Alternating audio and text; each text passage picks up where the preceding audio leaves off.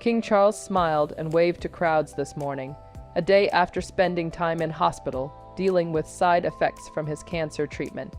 When the walls of Kensington Palace fell silent, whispers of fear replaced the sound of routine.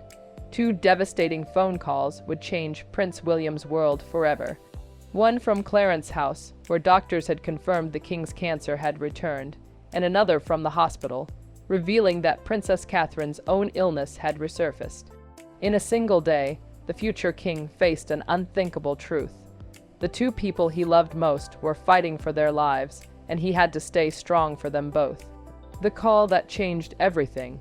The morning started like any other at Kensington Palace. Prince William woke before dawn, as he always did, to the soft glow of early light filtering through the curtains. The house was quiet. Catherine was still sleeping, and the children wouldn't be up for another hour. These early moments were his, the only time in his packed schedule when he could think clearly, when he wasn't needed by anyone else. He dressed carefully in his usual suit, checked his schedule for the day, and mentally prepared himself for the rounds of handshakes, speeches, and appearances that lay ahead. Being second in line to the throne meant his life was rarely his own. Every minute was accounted for, every word measured, every gesture watched by millions. But he had learned to carry that weight without complaint. It was simply who he was. His private secretary arrived just after 7:00. William noticed immediately that something was wrong. The man's face was pale, his usual composure shaken. He carried a sealed envelope marked with the official stamp of Clarence House, his father's residence. The words "urgent" were written across the top in careful handwriting. William felt his stomach tighten. Urgent correspondence from his father's office was never good news, not anymore. Not since the cancer diagnosis that had shaken the entire family just months earlier.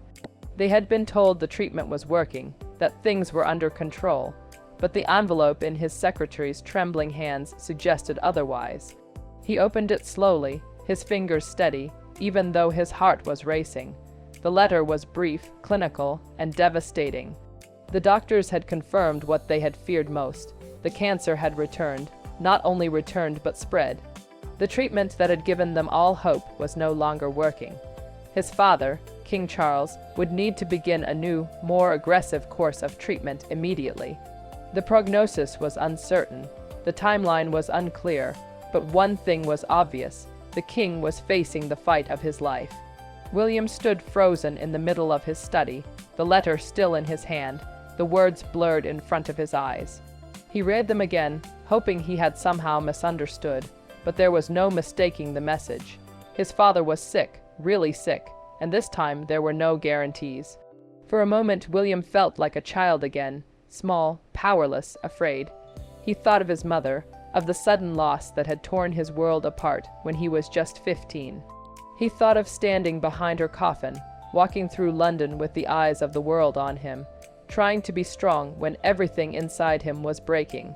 He had promised himself he would never feel that helpless again. But here he was, decades later, facing another unbearable possibility. He carefully folded the letter and placed it on his desk. His hands were steady, his face calm. Years of training had taught him how to hide his emotions, how to keep moving forward, even when everything inside him wanted to collapse. But alone in that room with no cameras, no crowds, no expectations, William allowed himself one moment of raw, unfiltered fear. His father was more than just the king. He was the man who had raised him, who had stood by him through every scandal, every heartbreak, every moment of doubt. Their relationship had not always been easy. There had been years of distance, of misunderstanding, of unspoken tension. But time had softened those edges. They had grown closer, especially after William became a father himself. He understood now what his father had tried to do: balance love with duty, family with nation, personal happiness with public expectation. The palace had already begun moving quietly to manage the situation. The king's schedule would be adjusted. Public appearances would be reduced. More responsibilities would fall to William and Queen Camilla. The machine of monarchy would continue running smoothly, as it always did, even as the human hearts within it struggled to keep beating. William walked to the window and looked out over the palace grounds. London was waking up beyond the walls. People were going about their lives, unaware that inside this historic building, a son was trying to process the worst news imaginable. The world would find out eventually. The headlines would scream about tragedy and crisis. But for now, in these quiet morning hours, the truth belonged only to them. A family facing an uncertain future with nothing but hope and each other. He thought of Catherine sleeping upstairs, of their children who would need him to be strong. He thought of the nation that would look to him for reassurance. He thought of his father somewhere across London, facing his own private battle with the same quiet dignity he had always shown. William took a deep breath and straightened his shoulders. The day ahead would not wait. His schedule would not change. He would attend his engagements, shake the hands, give the speeches, smile for the cameras, because that was what being royal meant, carrying on no matter what storms raged behind closed doors. But everything had changed, and William knew that the hardest days of his life were just beginning. The weight of two worlds, William spent the entire morning in a fog. He moved through his royal engagement like a man on autopilot, shaking hands, nodding at the right moments. He kept checking his phone between public appearances, waiting for updates from Clarence House. No news was supposed to be good news, but in situations like this, silence felt worse than certainty. Catherine had insisted on attending her charity event that afternoon, despite his concerns. She had been planning it for months, a garden party for families affected by childhood cancer. William had wanted her to cancel, to stay home and rest, but he knew better than to push. Catherine was stronger than people realized. When she committed to something, especially something that helped others, nothing could stop her. The call came just after 3:00. William was in his car, heading back to Kensington Palace, when his private secretary's voice came through the phone tight with controlled panic. Catherine had collapsed during the event. An ambulance had been called. She was conscious but weak. They were taking her to the hospital immediately. William's world tilted. For a second, he couldn't breathe. The car suddenly felt too small, too slow. He gave sharp instructions to his driver, his voice steady even as his hands started shaking. They were routed immediately, sirens clearing the London traffic as he gripped the edge of his seat and tried not to think the worst. When he arrived at the hospital, Catherine was already in a private room, surrounded by doctors. She looked small in the hospital bed, pale against the white sheets, but she managed a weak smile when she saw him. William crossed the room in 3 strides and took her hand, holding it like it was the only thing keeping him anchored to earth. The doctors asked to speak with him privately. That was never a good sign. William followed them into a sterile consultation room, his heart pounding so hard he could hear it in his ears. They spoke in the measured, careful tones that medical professionals use when delivering devastating news. They had run immediate tests, blood work, scans. The results had come back faster than expected because of who she was. Because the palace had resources that ordinary families could never access, the cancer had returned. The cancer that Catherine had fought so bravely, that she had beaten into remission just months ago, was back. The doctors explained that it had resurfaced in a way they hadn't anticipated. It was treatable. They assured him aggressive treatment could still work, but she would need to begin chemotherapy again, would need to step away from public life, would need to focus entirely on getting well. William listened to every word, his face a mask of composure, even as something inside him shattered completely. First his father, now his wife. The 2 people who anchored his entire existence were both fighting battles he couldn't fight for them. He was Prince William, future King of England. But in that moment, he was simply a man watching his world crumble and feeling utterly powerless to stop it. He returned to Catherine's room and sat beside her bed. She already knew. He could see it in her eyes. The doctors had probably told her first, given her time to process before he arrived. They sat in silence for a long time, her hand in his, neither of them needing to say what they both understood. Life had become unbearably fragile in the span of a single day. William stayed at the hospital long after visiting hours ended. Protocol didn't apply to him, and nobody would dare suggest he leave his wife's side. He sat in the uncomfortable chair beside her bed, watching her sleep, listening to the steady beep of monitors that confirmed she was still here, still fighting, still breathing. His phone buzzed with updates about his father. The king was beginning his treatments tomorrow. Camilla was with him. Everything was being managed, but William barely processed the information. His mind couldn't hold both crises at once. It kept bouncing between his father's illness and his wife's diagnosis, unable to fully grasp either one. He was supposed to be strong. He was supposed to be the future king. But right now, he was just a son and a husband, terrified of losing everything that mattered most. Behind palace walls, the morning after Catherine's collapse, Buckingham Palace became a fortress of carefully controlled chaos. Behind the grand facades and gilded gates, officials moved with quiet urgency through corridors that had witnessed centuries of royal crisis. This was how the monarchy survived, by maintaining the illusion of stability even when everything inside was trembling. William arrived at the palace just after dawn, having spent the night at Catherine's bedside. He looked exhausted but composed, his suit perfectly pressed despite the sleepless hours. Palace staff who passed him in the hallways averted their eyes respectfully, understanding that their future king was carrying a burden too heavy for acknowledgement. The emergency meeting was held in one of the palace's smaller private rooms away from the grand state apartments, where tourists would soon be shuffling through on guided tours. Present were the king's private secretary, William's own senior advisors, the palace's communications director, and several key members of the household staff.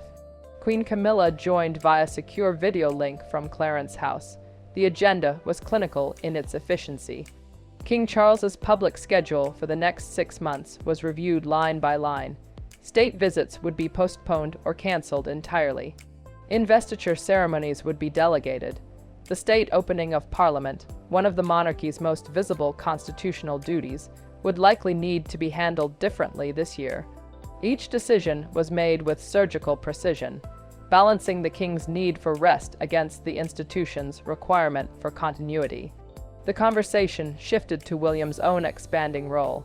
He would need to take on substantially more public engagements. The Prince of Wales' duties that he had carefully balanced with family life would now consume most of his waking hours. Charity patronages, military ceremonies, diplomatic receptions, regional visits, all of it would fall increasingly on his shoulders. The advisors presented him with a revised schedule that made his current workload look modest by comparison. But there was a complication that nobody wanted to address directly. Catherine would not be able to support him. The Princess of Wales, who had become one of the monarchy's most valuable assets, would need to step back entirely. Her absence would be noticed immediately. Without her, William's public appearances would feel incomplete.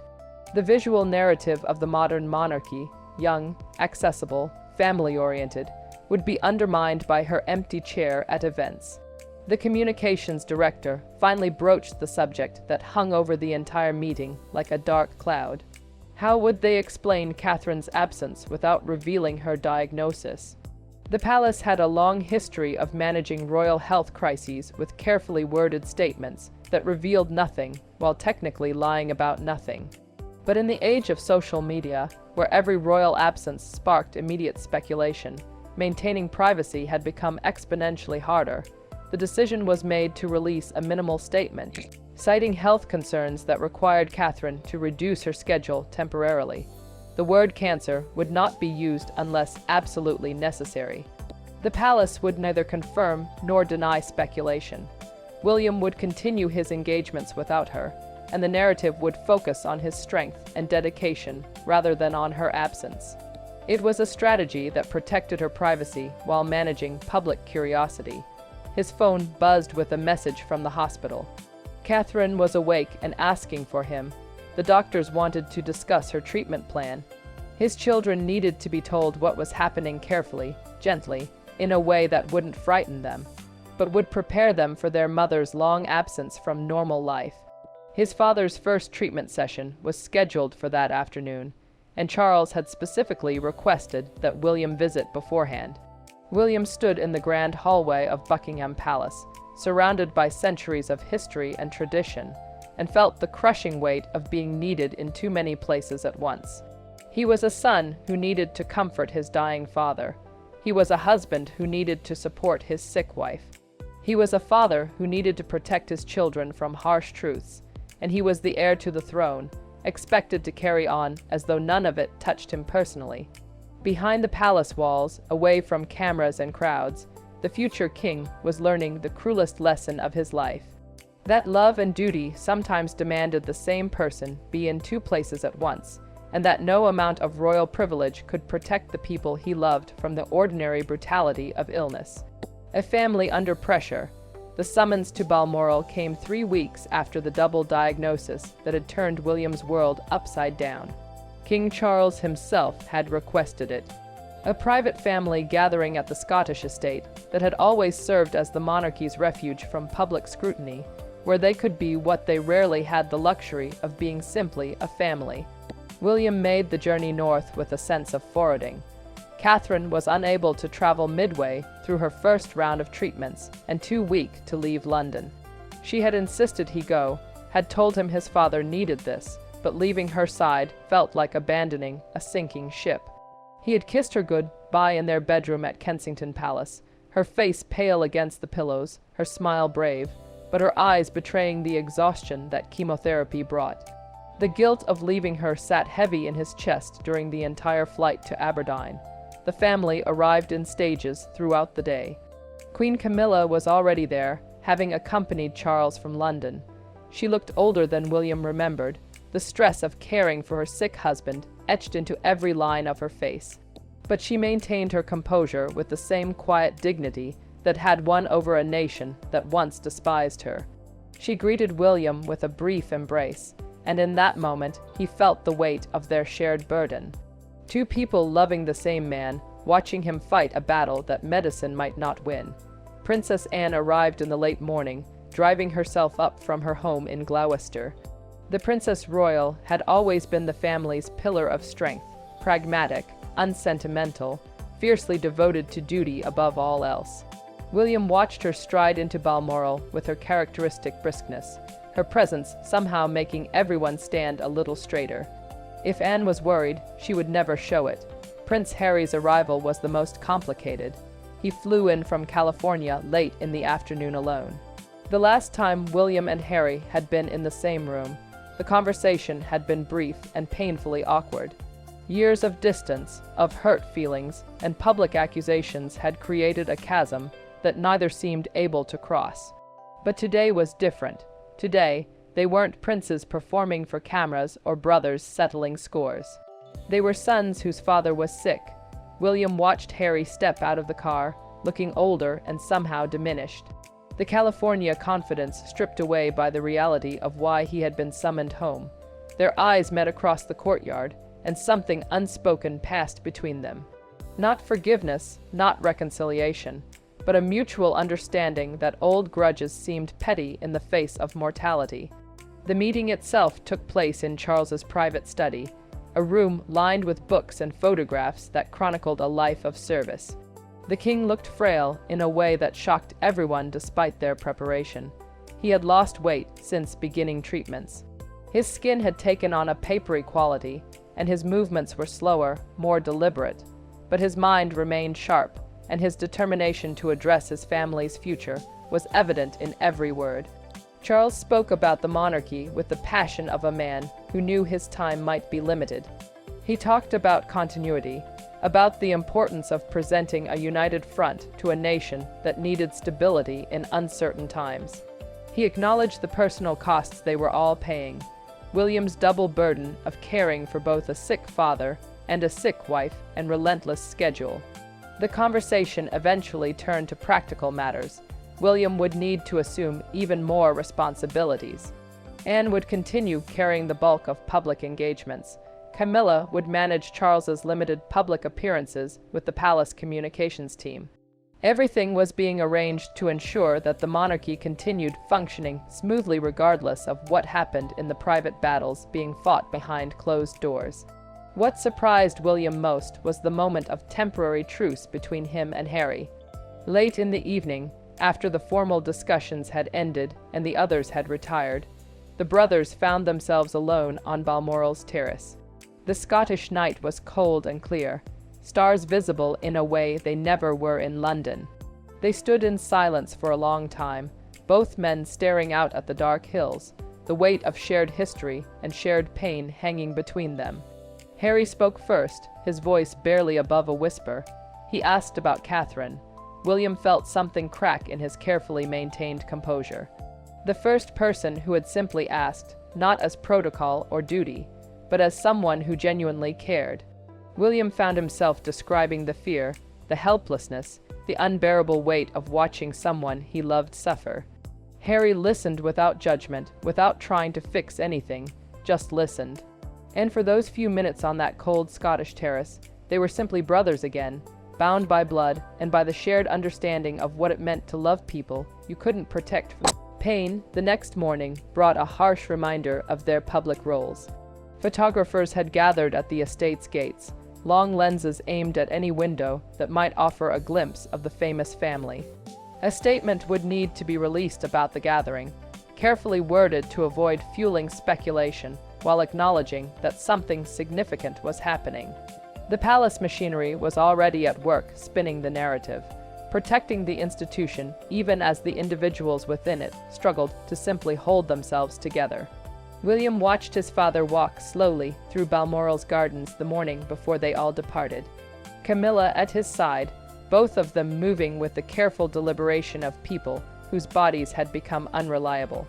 He thought about succession, about the crown that would one day, perhaps sooner than anyone wanted to acknowledge, pass to him.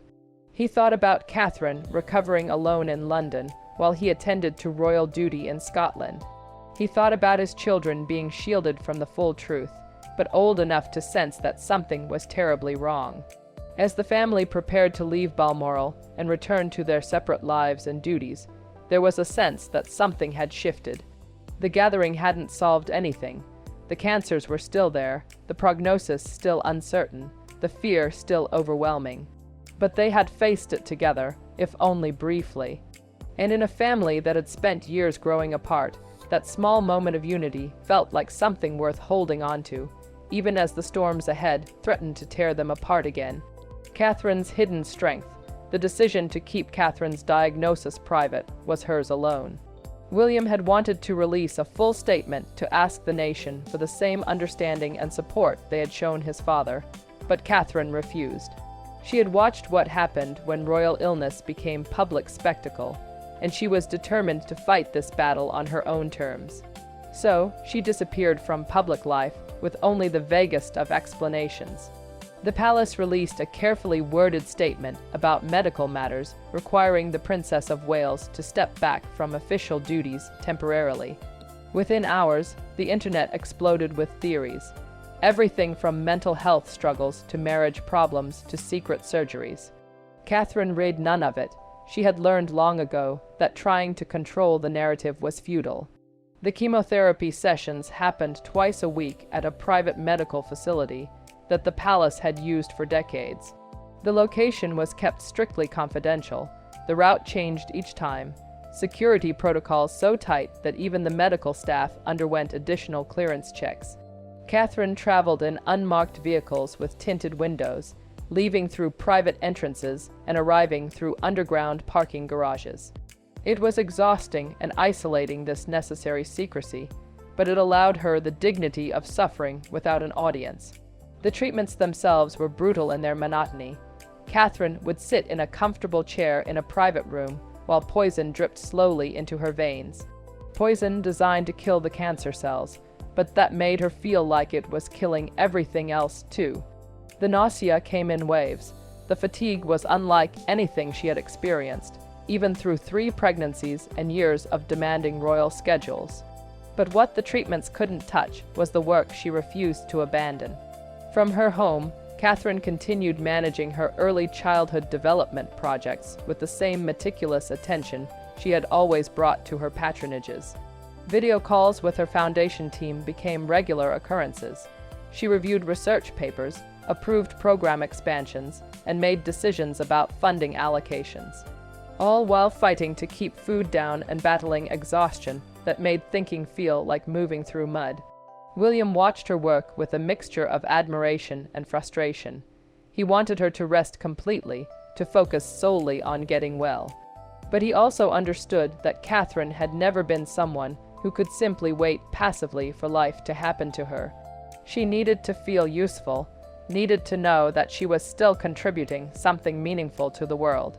So he stopped suggesting she take breaks and instead started helping her manage her workload. The children were the hardest part.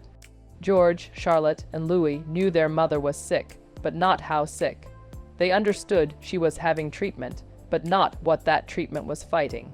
Catherine and William had decided together to shield them from the full truth until it became absolutely necessary. They were too young to carry that weight, too young to understand the statistics and possibilities that kept their parents awake at night. But children sense more than adults realize. Catherine made enormous efforts to maintain normally for them. On good days, when the nausea subsided and the fatigue wasn't overwhelming, she helped with homework at the kitchen table.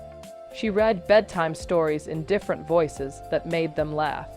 She attended Louis's school play, sitting in the back row where fewer people would recognize her, fighting waves of exhaustion, but determined to be there. These small acts of ordinary motherhood became acts of defiance against the illness trying to steal her strength. The palace staff who worked closely with the family watched Catherine's quiet battle with deep respect. The housekeepers who found her asleep on the sofa mid-afternoon said nothing. The security officers who saw her return from treatments looking wrung out maintained professional silence. There was something about her grace under pressure that inspired loyalty. She never complained, never demanded special treatment, never used her illness as an excuse. She simply endured. There were dark moments, of course, nights when the fear became overwhelming and Catherine wept in William's arms, terrified she wouldn't be there to watch her children grow up. Days when the nausea was so severe she couldn't leave the bathroom for hours. The cancer was responding to treatment. They said progress was being made, but there were no guarantees, no promises, only the brutal day reality of fighting a disease that didn't care about titles or duty. The public saw none of this. They saw only her absence from official photographs, the empty space beside William at events, the carefully worded palace statements that revealed nothing. Speculation continued to swirl, growing more invasive and ridiculous with each passing week. Some tabloids claimed she had left William. Others suggested plastic surgery. A few even hinted at darker possibilities. Catherine avoided all of it, understanding that the truth would come out eventually, but determined to control the timing. What sustained her through the worst days was surprisingly simple. It wasn't the privilege or the resources or the world-class medical care, though all of those helped. It was William's steady presence, her children's laughter echoing through Kensington Palace, reminding her what she was fighting for. It was the work that continued to give her purpose when her body betrayed her, and the quiet, stubborn belief that she would survive this, just as she had survived everything else life had thrown at her. Catherine had never wanted to be extraordinary. She had simply wanted to be useful, to make a difference, to be a good mother and a supportive wife. But cancer had a way of revealing what people were made of, and what it revealed in Catherine was a core of steel wrapped in grace. She would endure the treatments, survive the exhaustion, maintain her privacy, and emerge on the other side, still standing. Not because she was brave or special, but because she had no other choice. And so the days continued, some better, some worse, all of them marked by the quiet determination of a woman refusing to let illness define her story. Behind the palace walls, away from cameras and speculation, Catherine fought her battle with the same steady resolve she brought to everything else. And somehow, impossibly, the work continued. The children laughed and hope persisted, even in the darkest hours. The king's burden and the heir's heart. The summons came on a gray November afternoon, delivered not through official channels, but by a handwritten note from his father. King Charles requested William's presence at Clarence House that evening, alone, private, no advisors or staff beyond what security required. The informality of the invitation made it more significant, not less. When the king wrote in his own hand rather than through secretaries, It meant something personal needed to be said. William arrived just after sunset, the London streets slick with rain. Clarence House looked warm and inviting from the outside, its windows glowing against the gathering darkness. But William felt a knot of anxiety tightening in his chest as he walked through the familiar entrance. He had been coming to this house since childhood, but tonight it felt different, heavier somehow, as though the very walls understood the gravity of what was happening within them. Charles was waiting in his private sitting room. He looked diminished in a way that made William's breath catch. The treatments were taking their toll. His father's frame, always spare, had become almost gaunt. His skin had taken on a translucent quality that seemed to let the light pass through rather than reflect it. But his eyes remained sharp, intelligent, burning with a fierce determination that illness hadn't touched. They settled into chairs across from each other, and for a moment neither spoke. The fire crackled between them, filling the silence with its familiar sound. William had learned over the years that his father thought carefully before speaking, especially about matters that mattered most. So he waited, watching the flames cast dancing shadows across his father's tired face. When Charles finally began to speak, his voice was weaker than William remembered, but the words carried the weight of a lifetime's contemplation. He talked about legacy, not the legacy of buildings or policies or constitutional changes, but something more fundamental. The legacy of how a monarch faced adversity, how the crown maintained dignity even when the person wearing it was suffering. But then Charles said something that surprised William.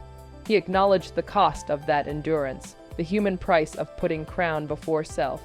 He spoke with unusual candor about the sacrifices he had made, the relationships that had suffered, the personal happiness he had deferred in service of duty. The conversation turned to Catherine, and William felt his carefully maintained composure begin to crack. His father asked detailed questions about her treatment, her prognosis, her state of mind. And for the first time in weeks, William allowed himself to speak honestly about the fear that consumed him. He described the helplessness of watching her suffer, the guilt of leaving her side to fulfill royal obligations.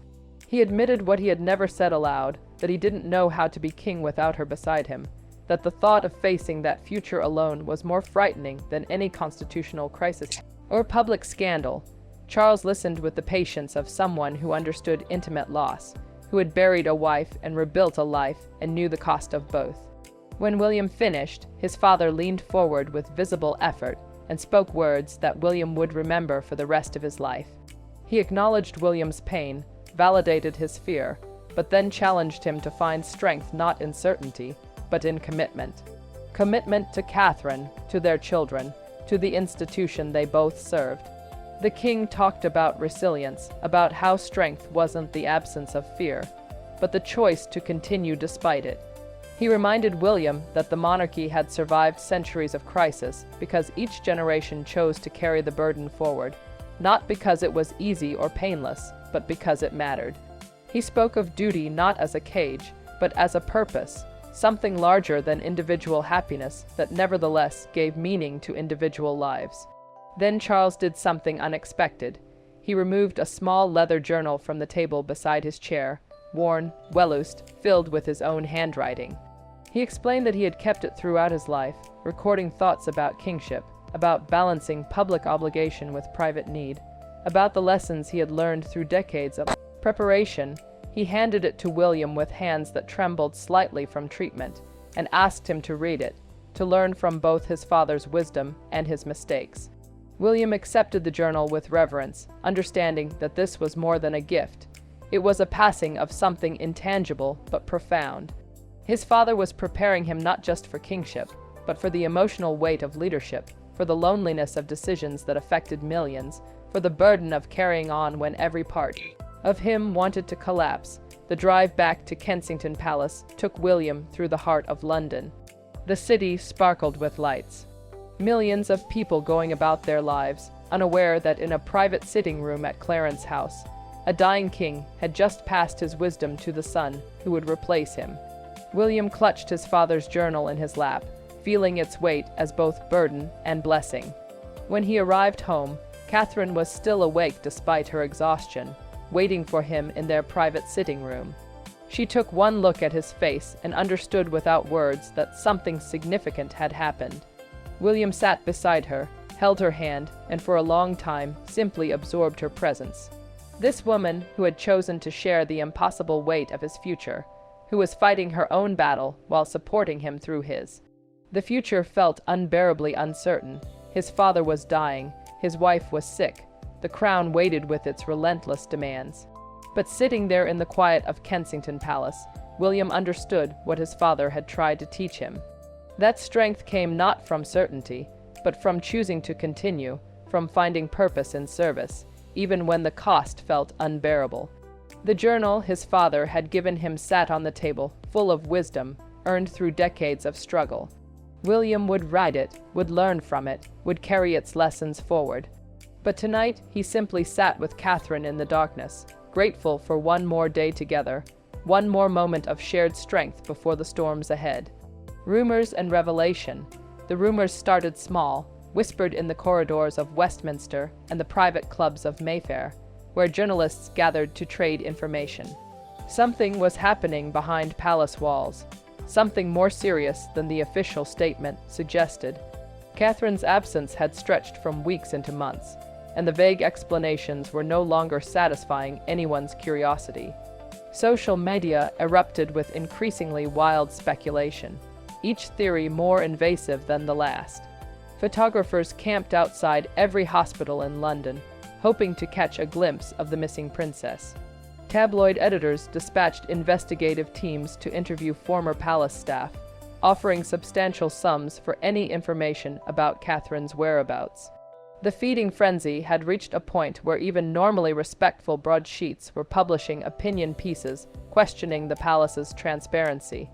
Then the breakthrough came, not from official leaks, but from medical records that someone somewhere in the chain of Catherine's care had illegally accessed and sold.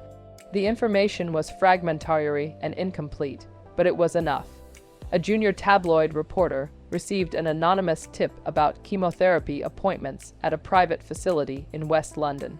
Within hours, the story was everywhere. The headline that dominated the news cycle was both accurate and cruel in its brevity. Doctors confirmed the worst. It appeared in variations across dozens of publications, accompanied by photographs of William looking exhausted at recent engagements, by speculation about Catherine's prognosis, by expert medical opinions from doctors who had never examined her. The phrase became shorthand for the double tragedy the royal family was facing. Both the King and the Princess of Wales battling cancer simultaneously. The palace had no choice but to respond. That afternoon, Kensington Palace released a statement that was more detailed than anyone had expected. It confirmed that Princess Catherine had been diagnosed with cancer, that she was undergoing treatment, and that her medical team remained optimistic about her recovery. It requested privacy for the family, particularly for the couple's 3 young children. The statement was signed jointly by William and Catherine, a unified front against the invasion they had been powerless to prevent. William appeared on camera for the first time since the revelation, standing in the gardens of Kensington Palace for a brief televised address. He looked older than his years, the stress of recent months evident in every line of his face. He thanked the public for their overwhelming support, acknowledged the fear and uncertainty his family was facing, and asked for the privacy that would allow Catherine to focus on her recovery. What struck viewers most was his vulnerability. This was not the carefully composed prince they were accustomed to seeing at state functions.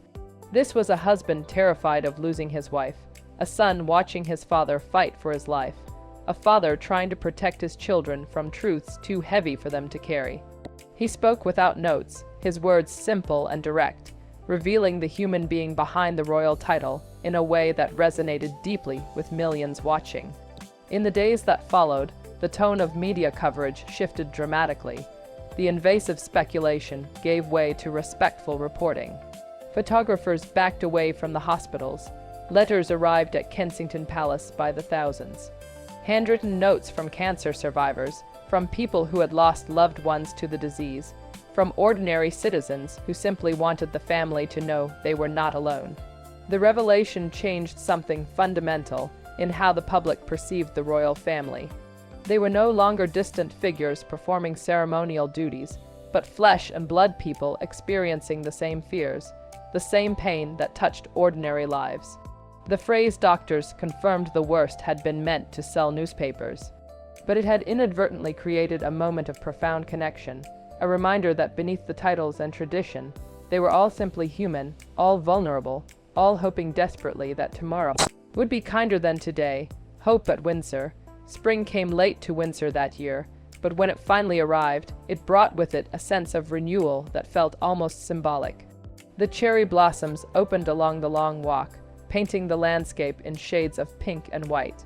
The grounds of Windsor Castle, which had witnessed centuries of royal history, now hosted a smaller, more intimate gathering that meant more to those present than any grand state occasion ever could. The Easter service had been carefully planned to be private, deliberately kept small and away from the public eye. This wasn't a performance for cameras or a demonstration of royal continuity. This was simply a family gathering to give thanks for something they had feared might never come. The chance to be together again, all of them still breathing, still fighting, still here. The gathering extended into the afternoon, the family sharing a quiet lunch in one of Windsor's private dining rooms. There was laughter around the table, tentative at first, then growing more natural. They talked about everything except illness, deliberately focusing on the future. Plans were made for summer at Balmoral, for the children's upcoming school events, for Catherine's gradual return to her early childhood projects. As the day drew to a close, William found himself standing alone on Windsor's East Terrace. The sun was setting over the Thames Valley, painting the sky in shades of gold and amber. He thought about all that had happened, the diagnosis that had shattered their world, the treatments that had tested everyone's endurance, the moments when hope had seemed impossible to maintain. But they had endured. His father was still king, still fighting, still present. Catherine was recovering, returning slowly to herself, and the monarchy itself had proven once again its ability to bend without breaking. William felt Catherine's presence before she spoke, her hands slipping into his. They stood together in comfortable silence, watching the sunset paint stones in warm light. Tomorrow would bring new challenges, more treatments, more duties, more balancing of private pain with public obligation. But tonight they had this, a moment of peace, a family intact, and the quiet certainty that whatever came next, they would face it together. As darkness settled over Windsor and the first stars appeared, William and Catherine turned back toward the castle, hand in hand. Two survivors still standing, still believing in tomorrow, still grateful for the simple gift of one more day